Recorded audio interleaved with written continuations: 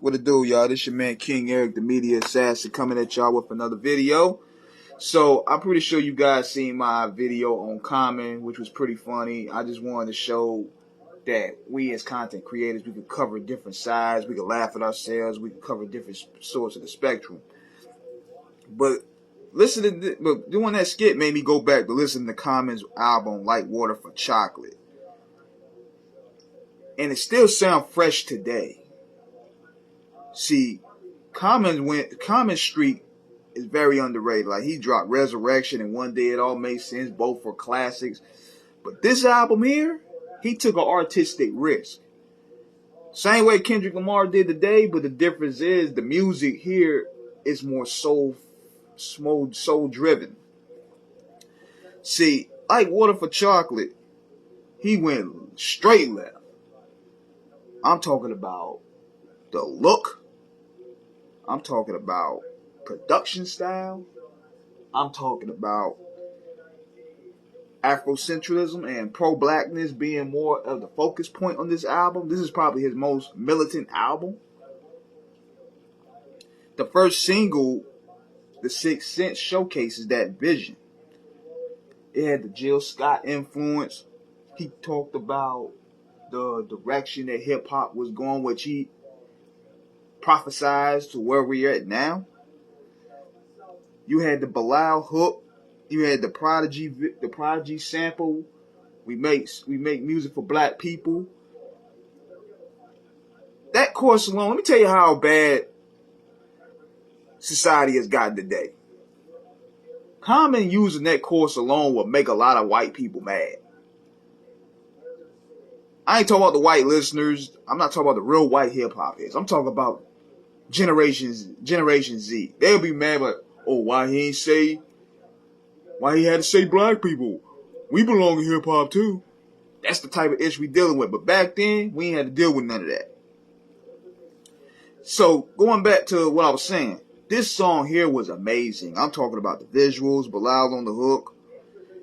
It had the visuals of a 70s riot going down. And you had people watching the riot transpire from their television screens. It was a dope record, man. That's one of the best beats Premier ever did. That's the first time, I think, to my knowledge, Common and Preem worked together. Now, doing it, that's another one of my favorite records. Because doing it where he takes shots at the music industry. Like, Common sometimes goes in mad rapper mode. And he just takes shots at the industry where he talk about back-to-back LPs sound the same. You was like, you want to be a thug like Pop. You want to rock like Kane. Claim the city, but you said ain't got gangs. He went hard. And I like when Common get on his mad rapper steez.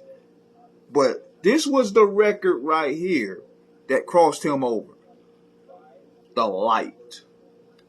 I'm going to go ahead and say this to y'all. I remember even calling TRL hoping to get this record played because I want to see Common win. That's the only two records I called to get played on TRL was Mobb Deep's Quiet Storm and this one. I'm like, look, we want to see hip hop win. And what was dope about The Light was it crossed him into the MPV crowd, but he didn't really compromise his sound. It had an Afrocentric vibe to it. It was safe. It had feel good vibe to it. It showed vulnerability.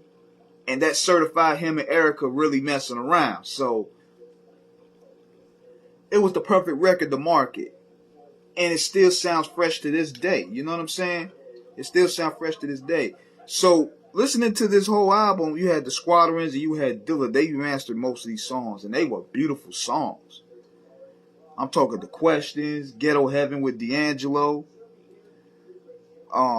Heat, Cold Blooded, Funky For You. Funky For You is one of my favorites. That's a feel-good party jam right there. You know what I'm saying? But see, what I like about Common is that he's not afraid to take you left out of nowhere.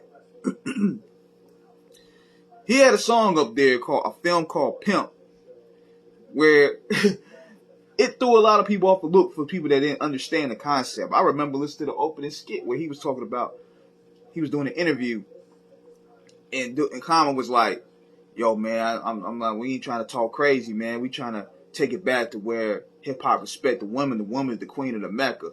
And then one of the women came up there. He was like, bitch, shut the fuck up. I need you out there on that blade horn. I said, what?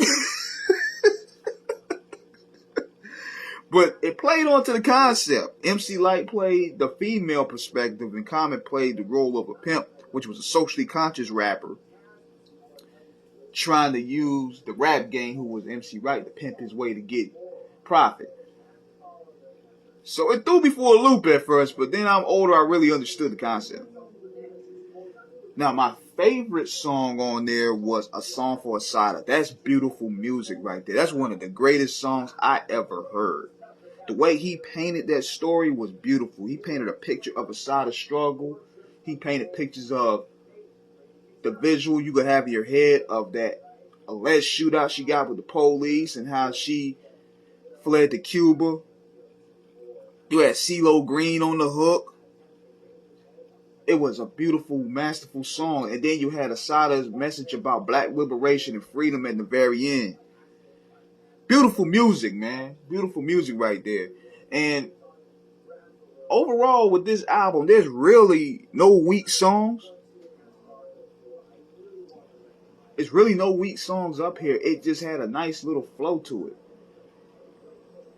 And you're not going to really see Common take that artistic risk again at this caliber, because he showcased more. This is probably his most pro-black album, where he talked about Afrocentrism and black liberation. You're not going to really see that anymore because he's more established, more in Hollywood. But man, this album is amazing. It's amazing even 22 years later. So be sure to check that out when y'all can, man. Y'all will see what I'm talking about. So this is King Eric signing out. Check me out tonight, man. We got Raz Kaz on the line tonight, so let's go.